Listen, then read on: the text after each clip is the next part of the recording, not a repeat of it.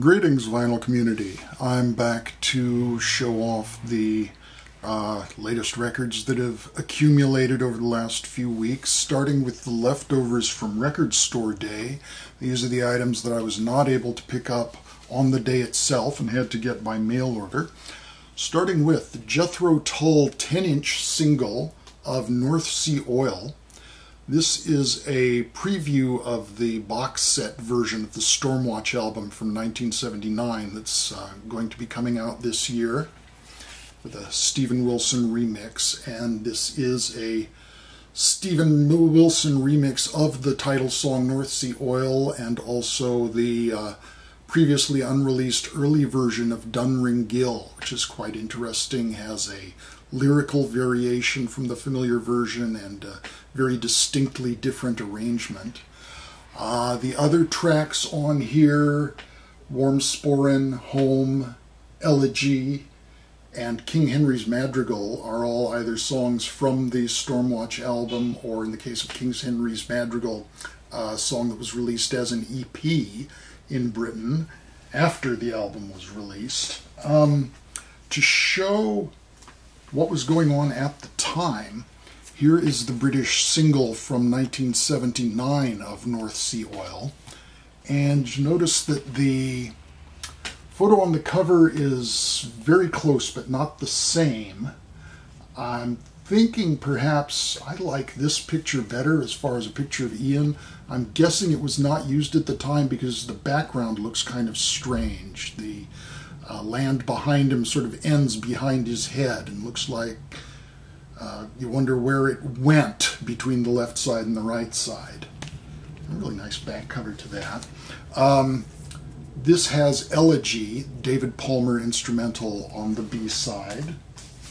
And this is the Home EP with King Henry's Madrigal, Warm Sporin, and Solstice Bells, which was from a previous EP and also from the Songs from the Wood LP, where it was titled Ring Out Solstice Bells.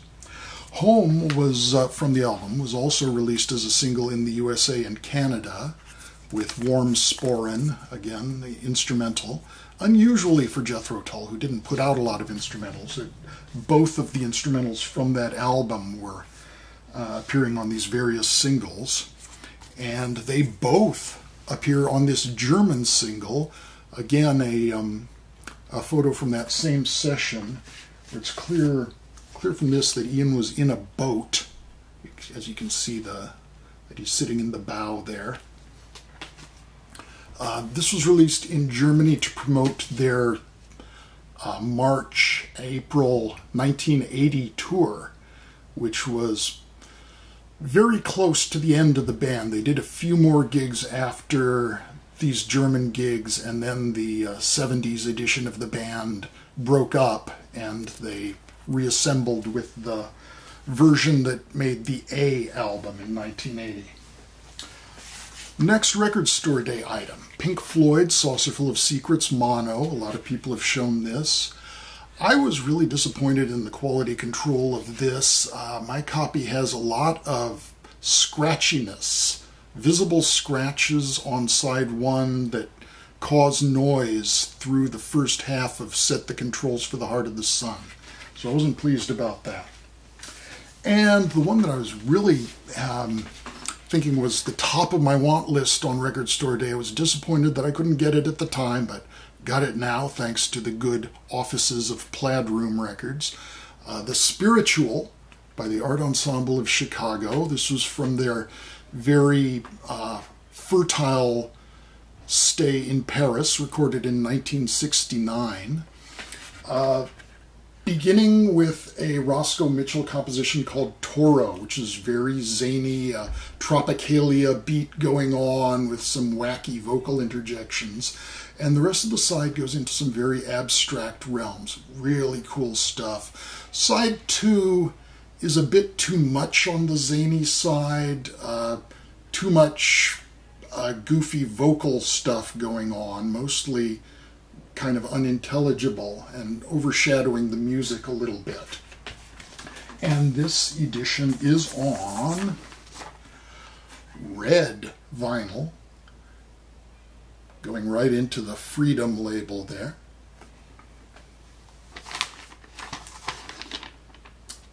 So that was it for the Record Store Day items. I got another Art Ensemble of Chicago item, however, which is Phase 1 on the Prestige label. And this is 2 side-long pieces. The first of them, a Joseph Jarman composition, Ona Daruth, dedicated to John Coltrane, of course. And the piece on side 2, Liebert Ailey, dedicated to Albert Eiler. Now, related to the Art Ensemble of Chicago, the Human Arts Ensemble, not to be confused with all those animal arts ensembles that make records. This is the Human Arts Ensemble from 1975, Under the Sun. I bought this as a still sealed old stock copy, so I was kind of surprised when this sticker turned out to be on the record cover itself and not on the shrink wrap. And I don't know what the story is that Bobo Shaw gets a special sticker announcing his presence. I think maybe since the guests Lester Bowie of the Art Ensemble of Chicago and Oliver Lake got special attention, maybe he needed some too. I don't know. And this is 2 side-long pieces again. Side 1 piece being very much in the spiritual jazz realm. Think something like Pharoah Sanders' Karma. It reminded me a little of the Rascals' Peaceful World, too. And side 2 is a bit more in that kind of art ensemble marching band bag that they get into, with a little bit of repetition of a nagging, catchy theme. As I say, I bought it as a new copy, so I was a little disappointed that, again, there's a quality control problem. There's some quite substantial chunks pressed into the vinyl that caused some noise, big enough that I was worried about even throwing the needle when it went over the bump. But that does not happen. Does produce some noise, though, as the needle goes across. Okay, I had to start this segment over again because I had my computer monitor on, and the glare was just making this cover invisible. It's got such a mirror-like finish, such a fine, glossy album. Well, we just heard a dedication to John Coltrane, so here's Africa Brass. This is not an original pressing. This is on the Red Circle Impulse label, so the second version or third version, at least, since there are a couple variations of the original orange label. But this contains what was probably the first John Coltrane I ever heard. In fact, I'm sure it was the first John Coltrane I ever heard, which is Eric Dolphy's arrangement of Greensleeves for the big band that made up this session.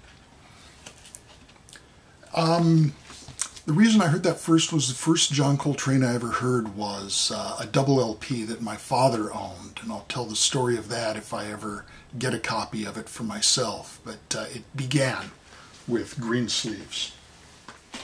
And a couple of classical items now. First, the Croatian composer Milko Kelemen.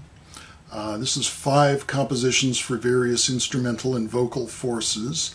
And although he's shown in front of a bank of electronic equipment, there's none of his electronic music on this. The first piece is Composé, which is performed by the famous piano duo of Alphonse and Alois Kontarski,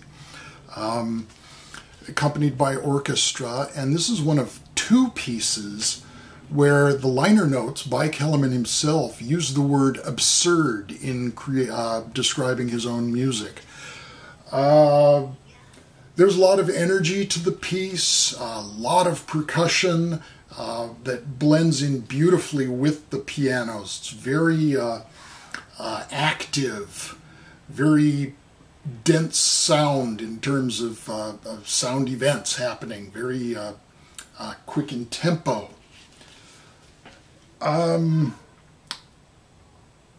Generally, that describes the first few pieces on here. There is a a choral piece, Hommage à Heinrich Schütz, which takes its inspiration from more early music, and one more laid-back piece called Surprise, which I'm not quite sure what the surprise is, although he seems to suggest one in the liner notes.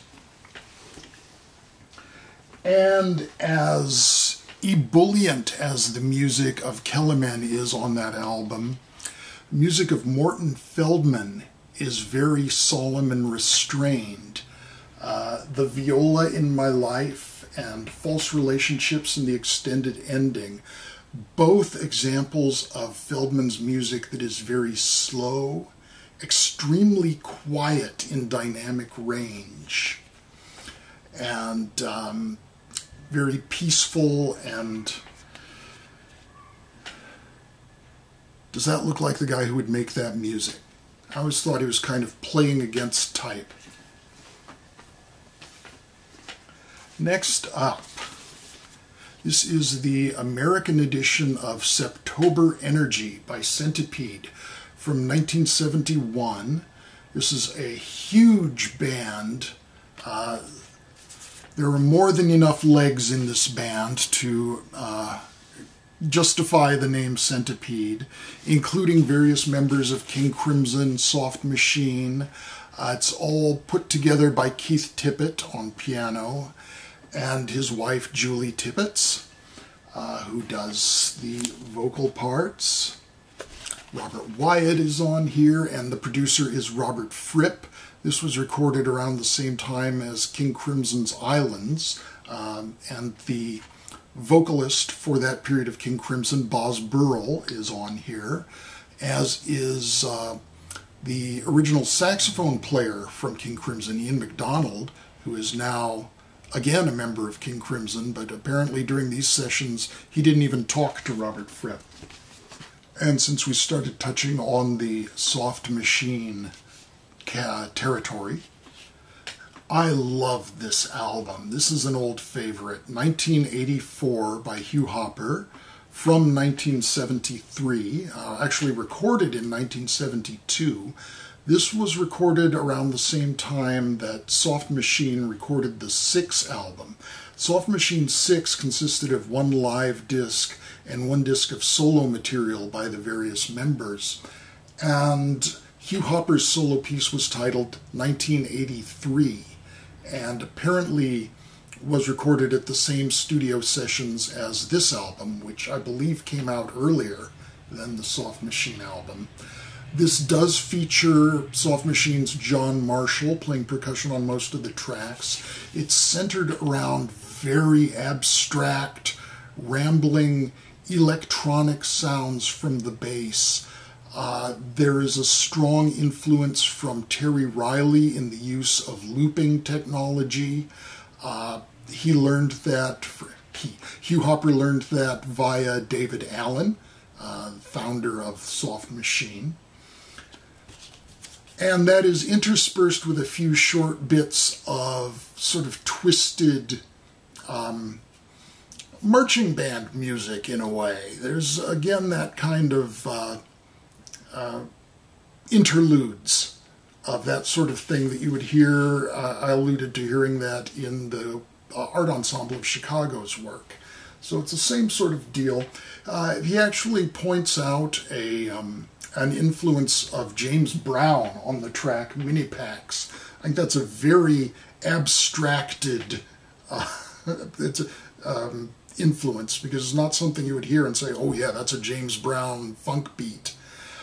And he does also point out that there is a clue in the very first notes of the album to the inspiration of the album. And what that means is that there's a theme of 13 beats, which is a reference to the clock was striking 13 in the first sentence of the book, 1984. So that Soft Machine 6 album was the last that Hugh Hopper contributed to. This was their follow-up, Soft Machine 7, with Hugh Hopper's replacement Roy Babington, who is again in Soft Machine today. following the passing of Hugh Hopper, who had joined the reunited Soft Machine legacy. This is the American edition. Very different cover from the UK. I prefer this one.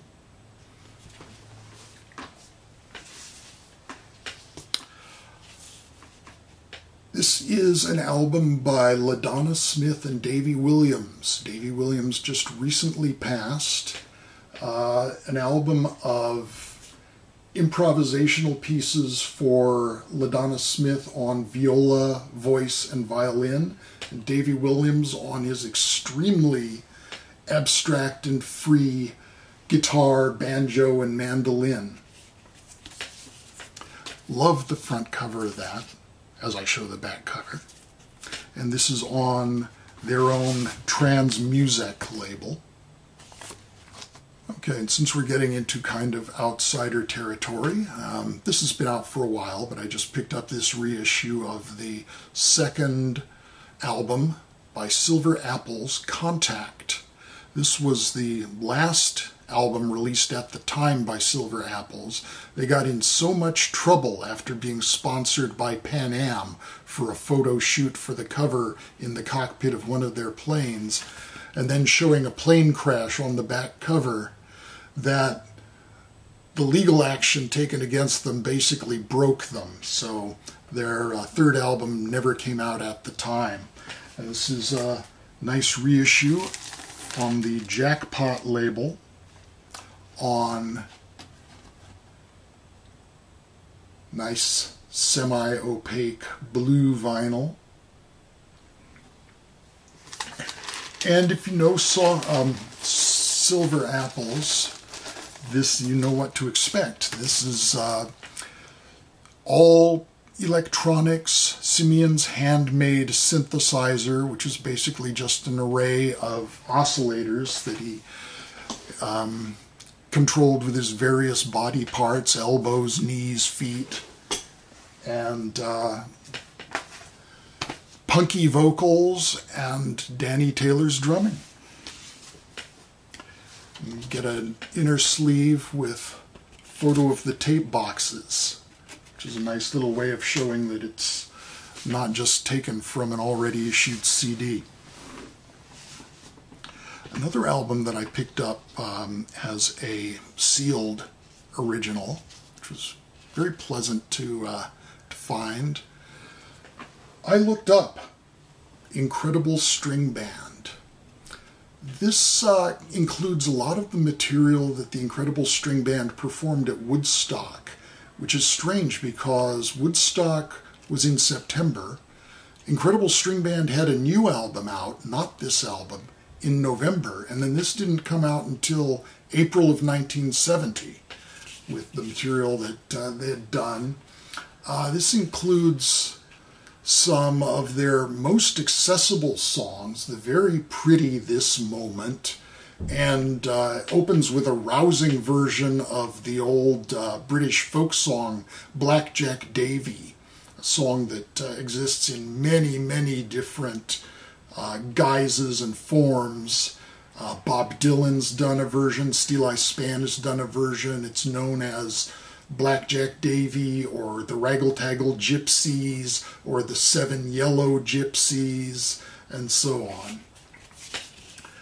This also, though, includes a couple of very, very deep, lengthy pieces written by Robin Williamson, including Pictures in a Mirror, that is an extremely gothic and grim tale of a royal prisoner being executed and reincarnated. The twist being, shall I give away the spoiler? He's reincarnated as the king's son. This is the original red Electro label. I don't know if this album even went into another pressing using any of the later Electro labels. It was in print for a long time. But I think the copy I had back in the day, which I didn't buy until the late 70s, was still on that label. Don't remember for sure. The Beatles, something new. filling another hole. Almost done with the Capitol releases. I still need the first couple. I still need Revolver. Still looking for that specific green copy that I used to have, the green label. This was Capitol's equivalent of the Hard Day's Night album, most of the songs being from that, but not the song Hard Day's Night itself. I'm sure there was some kind of legal wrangling or maneuvering, even though Capitol had the right to that song and released it as a single, that they kept it off this album, and as such it didn't conflict so much or compete so much with the United Artists' Hard Day's Night album that was released in America. This is the only U.S. mono copy of a Beatles album that I own. And of course it's on the original Rainbow label. Saw a few dismaying scratches on that copy. The cover is beautiful. Few scratches on the vinyl that looked like they might cause trouble, but the grooves are cut so deep and the album is so short, so there's a lot of space for them to be cut deep, that there is no problem at all.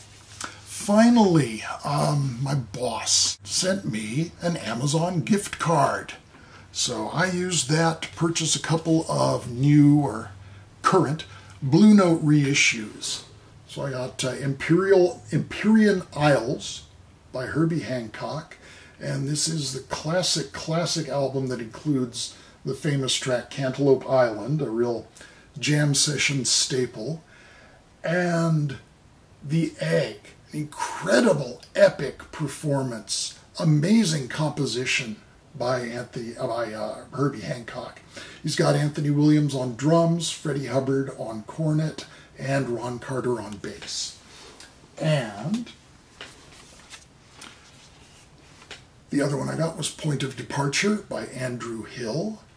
Now, I'm a huge fan of Eric Dolphy's Out to Lunch, one of my favorite albums of all time. This was the next recording that Eric Dolphy made after Out to Lunch. And the rhythm section is the same. Anthony Williams, again on drums, Richard Davis on bass. Dolphy playing alto sax, flute, and bass clarinet.